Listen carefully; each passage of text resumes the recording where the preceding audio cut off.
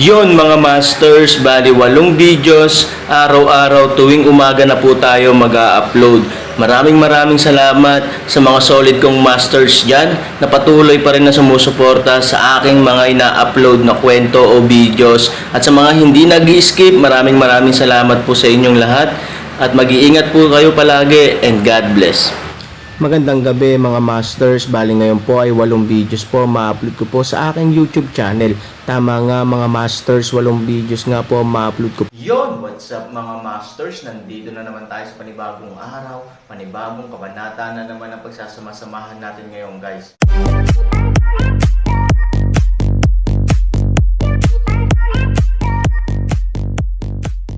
Mga masters, kung bago ka pa lang po sa aking YouTube channel, please click the subscribe button, lalong-lalo na po yung notification bell guys, para maging connected pa rin tayo sa isa't isa at maging updated kayo sa mga susunod ko pang video. Bali mga masters, bago natin umpisahan ng kwento ay mag-shoutout po muna tayo para sa mga solid nating tagapakinig. Shoutout kay Rico Der, shoutout kay Randy Terencio. Yun na nga mga masters, no? Bali hindi na ito patagalin. In 3, 2, 1, let's go!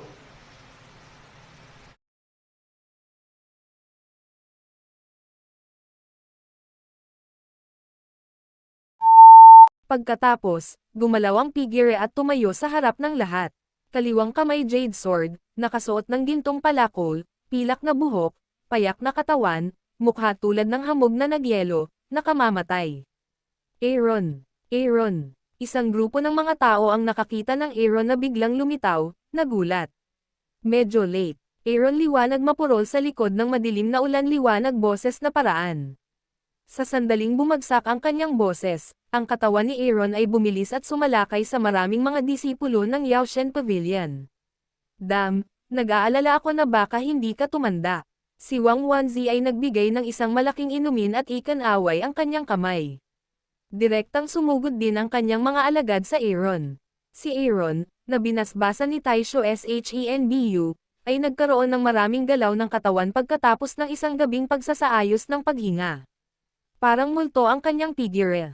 Nang pumasok siya sa posisyon ng mga disipulo ng Yaoshen Pavilion, niyanig niya ang mundo at sumisigaw sa buong lugar. Sa gitna ng langit, sina Minggayo at Deishan Luchen ay sumama rin sa digmaan sa tamang panahon. At nahuli ni Xiaotian Luchen ang pag-atake ni Aaron at bumangon, lumipad sa gilid ni Aaron, hinawakan siya at lumipad palayo. Ang susunod na segundo, at biglang pumatay pabalik. Para sa isang oras, Aaron pilak buhok jade tibak, pagbibilang sa loob at labas, tulad ng Diyos ng digmaan.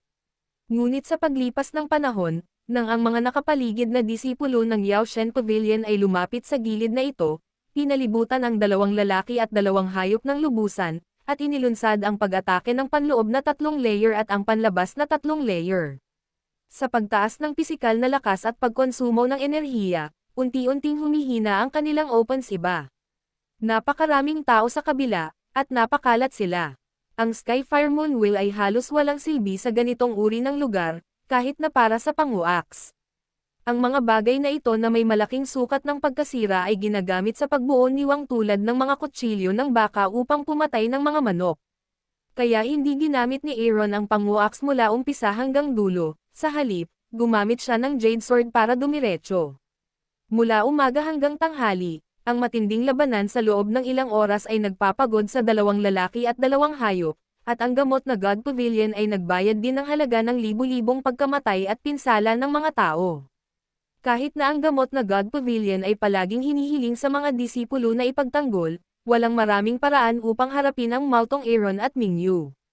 Ang araw ay nasusunog. Sa simoy ng hangin, si Wang Huanji ay nagbigay ng malamig na ngiti. Aaron, sige, makikita ko kung gaano kalakas ang mayroon ka. Ang Aaron ay kasing hingal ng baka. May galos ang kanyang katawan at lahat sila ay malubhang nasugatan. Mas malala pa ang madilim na ulan at si Tian Luchen sa likod niya. Gaano kalakas? Ilang tao ang mayroon ka? Tumingin si Aaron sa paligid, at ang lupa ay natatakpan ng mga bangkay. Marami sa kanyang mga alagad ang natakot at hindi nang ahas na sumulong. Hindi ko inaasahan na papatayin ka ng mga ganyang tao. Gaya ng sinabi ko, hinding-hindi kita mamaliitin na makakalabas sa walang katapusang bangin.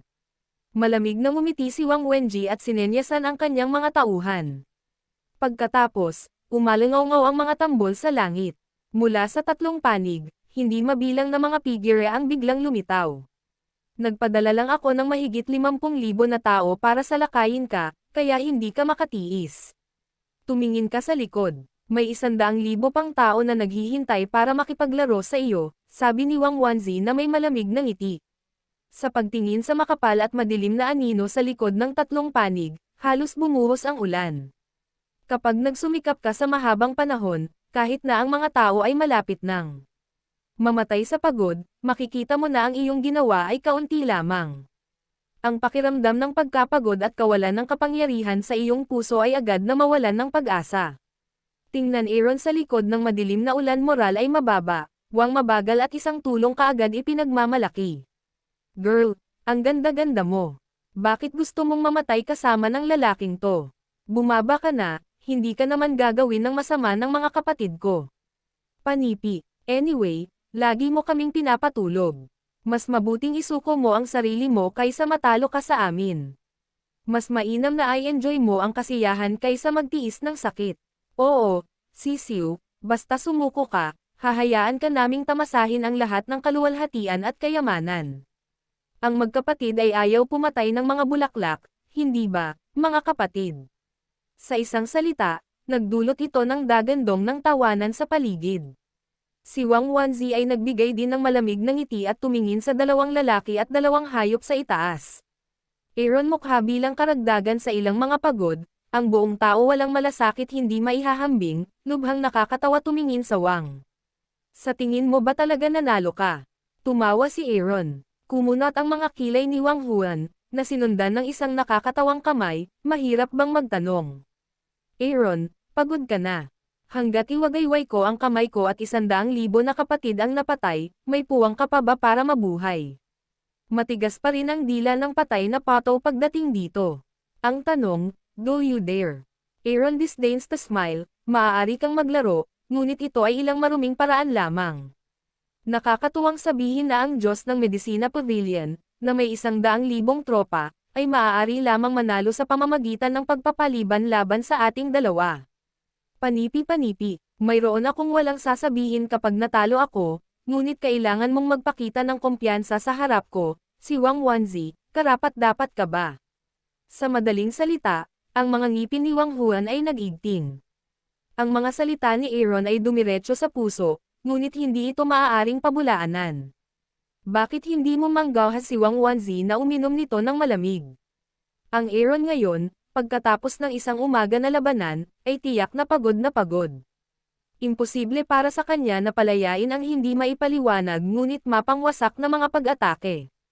Kahit na maliitin niya siya, gaano karami ang kaya niya. Palayain mo na lang ito na may malakas na busog sa harap niya. Papatayin kita ngayon at ibigay ito sa akin, kamay. Sa sandaling iyon, sabay-sabay na gumalaw ang lahat ng mga tropa ng may malaking kamay, kung hindi, huli na ang lahat para sa akin at kay Datianlo na lumaban sandali. 3,000 puso ng isang mainit, hindi niya inaasahan na sa kritikal na oras na ito, ang ulan ay kahit para sa kanilang sariling kaligtasan at handang isuko ang kanilang mga buhay, bagaman hindi niya ito kailangan. 3,000 ay tumingin sa pag-atake ng itim na malaking karamihan ng tao, isang malamig na ngiti, kaliwang kamay langit apoy, kanang kamay buwan, na naglalayong sa karamihan ng tao, bombarded. Kasabay nito, ang Jade Sword ay bahagyang nakolekta, at ang Pango-Axe ay ginagamit upang sirain ang kalangitan. Isang malaking hukbo, biglang nalipol. Ang mukha ni Wang Huan ay maliit na sileng, halatang hindi inaasahan ang Aaron sa ganitong uri ng oras, kahit na maaaring magpatuloy sa pagpapakawala ng gayong mapangwasak na pag-atake. Gayunpaman, hindi siya nag-aalala. Bago mamatay ang halimaw, kailangan niyang magpumiglas ng 2 beses, hindi pa banggitin ang Aaron, pakikibaka, dahil malapit ka nang magkaroon ng pagkakataong sinabi ni Wang Wanzi na may malamig na ngiti, iyan lang ba ang kailangan mo? Sabi ni Aaron na may kasamang malamig na ngiti, yun lang, tapos matatalo ka. Biglang ngumiti si Aaron. Sa oras na ito, ang mga nakapaligid na bundok sa likod ng hukbo ng Yaoshen Pavilion ay biglang yumanig at umungol. Nagulat ang lahat at napalingon sa likod. Sa kabundukan, umuuga ang gubat, umaakyat ang alikabok kung saan-saan, sinasabayan ng galit at malalakas na dagandong ng mga hayop. Sa apat na taluktok ng Nile Istmo, may kakaibang eksena, na ikinagulat pa ng buong Nile Istmo. Sa bundok sa likod ng apat na taluktok ng Nile Istmo, ang mga kakaibang hayop na iyon ay lumipad patungo sa Nile Istmo. Ano ang nangyayari? Ang langit ay puno ng kapahamakan, kaya't ang mga mailap na ibon ay nagkalat. Napatingin ang dalawang matanda sa mga grupo ng kakaibang mga hayop sa kalangitan at nagulat sila. Natahimik din ang mga alagad at hindi alam kung paano ipahayag ang kanilang pagkagulat. Hindi pa ito nangyari sa kasaysayan ng Nile Istmo. Ano ba ang nangyayari? Mayroong lahat ng uri ng kakaibang mga hayop sa tatlong panig, at tila lahat sila ay nakatutok sa amin. Baliw ba ang mga lalaking ito? Imposible. Ang mga hayop ay palaging natatakot sa mga tao. Saan ang mga tao ay natatakot sa mga hayop? May pagbabago ba dito? Nagkatinginan ang mga senior executive ng Yaoshen Pavilion. Ngunit sa sumunod na segundo, nang ang mga sumugod sa lahat ng uri ng kakaibang hayop, ang mga kakaibang hayop ay mabilis na nagbigay sa kanila ng sagot. Sa ilalim ng bakal, walang perpektong tao. Hindi mabilang na kakaibang mga hayop ang mabangis na umaatake mula sa likod ng mga disipulo ng Yaoshen Pavilion. Sa hindi inaasahang pagkakataon, lihim na aatakehin ang hukbo ng Yaoshen Pavilion. Biglang, dahil sa likod ng kalaban, sila ay napagod sa pakikitungo dito, at ang makapangyarihang kampo ay nakakalat.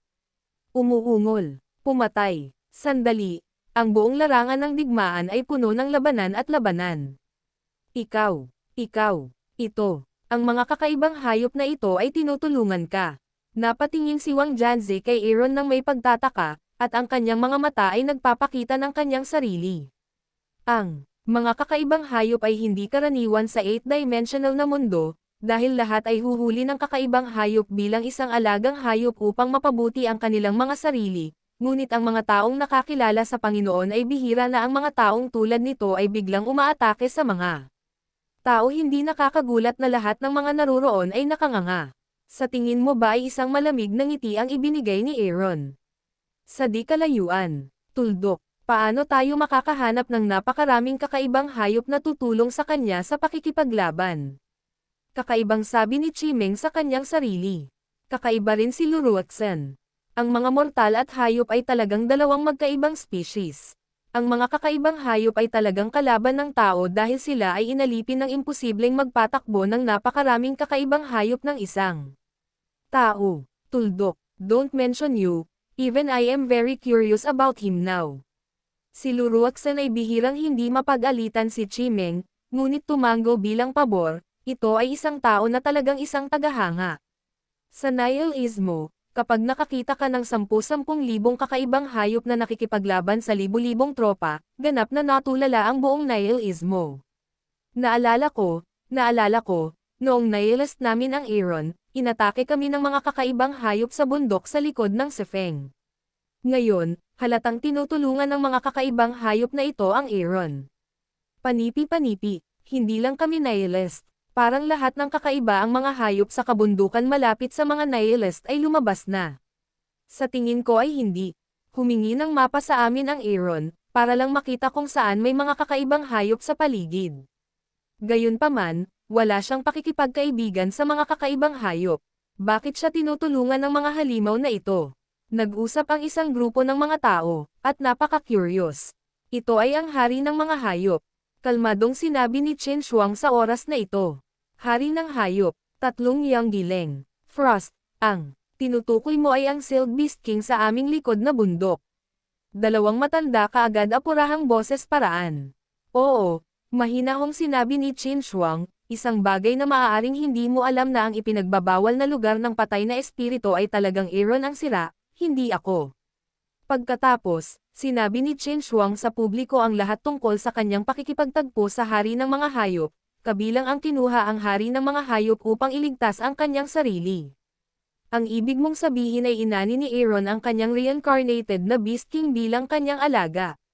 Kahit isang bagong hari ng mga hayop. Hindi makapaniwalang sabi ni Sanyong.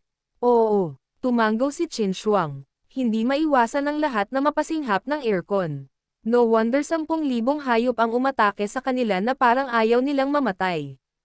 Aaron ang kanilang hari. Gayunpaman, ang hari ng hayop ay may matinding sama ng loob, at maging ang reinkarnasyon ay medyo makapangyarihan, at ang panahon ng reinkarnasyon ay hindi alam maliban sa kakaibang hayop. Gayunpaman, ang Aaron ay nagkaroon ng lakas at swerte upang mapanalunan ang hayop na hari bilang isang alagang hayop. Nakakainggit lang. Talento lang yan. Schwanger, bakit hindi mo sinabi ang ganyan kanina? Oo, kung alam natin yan, walang magiging misunderstanding. Umiling si Elder Sun Younghe. Well, we said, na. Paniniwalaan mo ba ito ng may pagkiling? Malamig na sabi ni Qin Shuang. Agad na ibinaba ng mga matatandang Sanyong at Ursen ang kanilang mga ulo, at mas natahimik si Lin Mengzi. Lumalabas na hindi lang nailigtas ni Aaron ang kanyang anak sa simula, ngunit nailigtas din siya, buhay para sa kanyang anak na babae ng maglaon, binigyan niya siya ng isang mahalagang bagay gaya ng gininto ang katawan ng hari ng mga hayop, upang maprotektahan ang reputasyon ng kanyang anak, itinago niya ang katotohanan at sinisi ang lahat ng kredito sa kanyang anak na babae. Sa ganoong disipulo, napakaswerte ni Lin Mengzi, ngunit paano siya? Ito ay isang malamig na tingin. Gusto kong mapahiya. I'm sorry Lin Mengzi, hindi maiwasang mapatingin kay Aaron, na nakikipaglaban sa ere sa di kalayuan. Yun na nga mga masters, no? Bali panibagong kabanata na naman yung natapos natin ngayong gabi. Muli, maraming salamat po.